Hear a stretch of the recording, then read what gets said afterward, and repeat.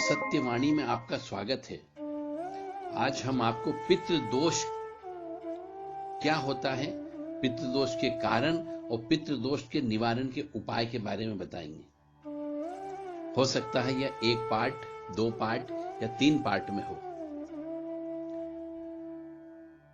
पितृदोष की वजह से मनुष्य जिंदगी में बहुत कष्ट झेलता है। पितृदोष के मैं उपाय बता रहा हूं कि पीपल के पेड़ के नीचे सूर्यास्त के बाद कच्चा दूध 50 ग्राम मिट्टी के बर्तन में रखकर आवे और चमेली के तेल का चौमुखी दीपक लगावे। साथ में 11 परिक्रमा करते हुए शक्कर का बूरा भी उस पीपल के पेड़ के तने में डाल दें। रविवार के दिन यह कार्य नहीं करें, गुरुवार एवं अमावस्या के दिन यह कार्य अवश्य करें। पितरों से संबंधित सभी कार्य अमावस्या के दिन ही किए जाते हैं। चाहे अम्मा पितरों की पूजा की जाती हो, चाहे वो दान किया जाता हो या तर्पण किया जाता हो। अमावस्या के दिन सुबह सुबह बैंगन की सब्जी और 5 पूरी रखकर खाने के पैकेट बनाना चाहिए और अपनी उम्र के बराबर, जैसे आपकी उम्र यदि 25 वर्ष है तो 25 फूड पैकेट्स बनाएं और उनको तैयार कर अपने ऊपर से 7 बार उतार कर गरीबों में, वृद्धों में, कोढ़ियों में, विकलांगों में बांट दे और फिर स्वयं अन्न ग्रहण करें। जिंदगी में जिसको पितृदोष होता है, काल सर्प दोष होता है, उसको अमावस्या के दिन कभी भी स्त्री के साथ संभोग नहीं करना चाहिए, अन्यथा पितृदोष और बढ़ता है। बहुत विशेष बात है कि अमावस्या के दिन भूल करके भी पितृदोष वाला व्यक्ति, काल सर्प दोष वाला व्यक्ति, मांगलिक व्यक्ति, ये तीनों व्यक्तियों के लिए पूर्णतः प्रतिबंध है कि अमावस्या के दिन सहवास या संभोग नहीं करना चाहिए। यदि किसी को पितृदोष हो तो भूल कर भी अपने माता पिता का अपमान नहीं करना चाहिए। पितृदोष होने पर गुरु का अपमान भी नहीं करना चाहिए और अपने माता पिता से अलग नहीं होना चाहिए। आजकल हम देखते हैं कि विवाह होने के बाद में पत्नी को लेकर के अलग हो जाता है और यदि उस व्यक्ति को पितृदोष है तो वह जीवन भर कभी भी सुखी नहीं रह सकता। यदि माता पिता की सेवा करेगा तो ही वह सुखी रह सकता है। यदि वो माता पिता से अलग हो जाता है तो आपकी जिंदगी सूखी डाली के समान हो जाएगी। जैसे एक पेड़ से डाली टूटती है तो वह कुछ दिन हरी ही रह पाती है, फिर सूख कर समाप्त हो जाती है। जैसे ही डाली टूटती है, पेड़ से पानी की बूंद निकलती है, यह भी आपने देखा होगा। इसका अर्थ है कि पेड़ के आंसू निकलते हैं डाली टूटने के कारण। वैसे ही माता पिता के आंसू निकलते हैं किसी बच्चे के मन मर्जी से शादी करने के कारण या माता पिता से अलग घर बसाने की वजह से।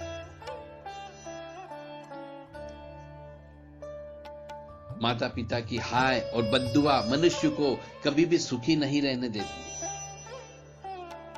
अमावस्या के दिन सूर्यास्त के बाद सरसों के तेल का चौमुखी दीपक अपने घर के मुख्य द्वार पर बाहर की तरफ अवश्य लगाना चाहिए। यह दीपक मिट्टी का या उड़द के आटे का बना हुआ भी हो सकता है। दूसरे दिन दीपक उठाकर किसी मंदिर में रख करके आ जाए। अपने पुराने कपड़े, जो व्यक्ति मर गया हो उसके पुराने कपड़े हो तो गरीबों में वितरण करें। केवल अमावस्या के दिन उनको घर में नहीं रखें। मृत व्यक्ति से संबंधित सभी सामान जिसमें उसकी आत्मा बसती थी, जो व्यक्ति को बहुत प्यारी थी, वह भी दान कर दें। इस प्रकार का कार्य करने से घर की दरिद्रता समाप्त होगी, आपका ऋण समाप्त होगा और क्लेश कम होता है। जिसको पितृदोष हो, काल सर्प दोष हो, जो अमावस्या के दिन उत्पन्न हुआ हो, उसको अमावस्या के दिन घर में नमक के पानी से पोंछा लगाना चाहिए और उस गंदे पानी को लेटरिन शीट में डालना चाहिए बाहर घर के सामने पेड़ों पर नहीं डालने, अन्यथा पेड़ सूख जाएंगे, आपके पेड़ नहीं चलेंगे, घर की नकारात्मक ऊर्जा घर के सामने खड़ी रहेगी। जब भी आप घर के बाहर निकलेंगे तो वो नकारात्मक ऊर्जा आपके साथ जाएगी। इसलिए उस गंदे पानी को जो नमक के पानी से पोंछा लगाएंगे, उस गंदे पानी को लेटरिन शीट में ही डालना है ताकि वह वहां जाकर के समाप्त हो जाए।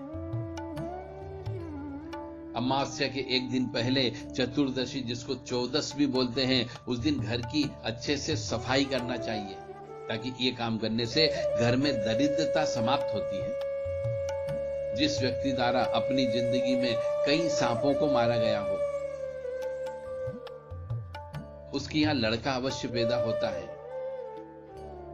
परंतु वह लड़का जवान होकर मरता है या पागल हो जाता है।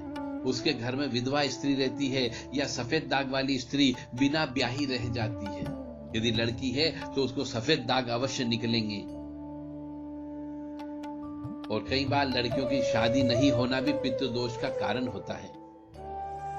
अमावस्या के दिन पितरों को प्रसन्न करने के लिए घर से सीधा एक प्रकार का ब्राह्मण भोजन कर ले। इतना कच्चे खाने का सामान किसी मंदिर में या किसी ब्राह्मण को अवश्य दान दे। ऐसा करने से आपके एवं आपके परिवार को अन्न के लिए मोहताज नहीं होना पड़ेगा। अमावस्या के दिन घर में मंदिर में सेवा करने वाले ब्राह्मण को भोजन अवश्य कराएं। पितृदोष होने पर प्रगति नहीं होती है। दादाजी जिस अवस्था में धन संपत्ति छोड़कर गए थे, उसी अवस्था में पोता भी रखता है, बढ़ाता नहीं है, उल्टा और कम कर देता है। पितृदोष होने पर भजन पूजन में मन भी नहीं लगता है। ओम नमो भगवते वासुदेवाय मंत्र, इस मंत्र का अधिक से अधिक जप करना चाहिए। गुरुवार का उपवास रखना चाहिए। रोजाना घर में कंडा जलाकर, गाय का सूखा गोबर जलाकर उसमें घी, शक्कर और रोटी का टुकड़ा अवश्य छोड़ना चाहिए।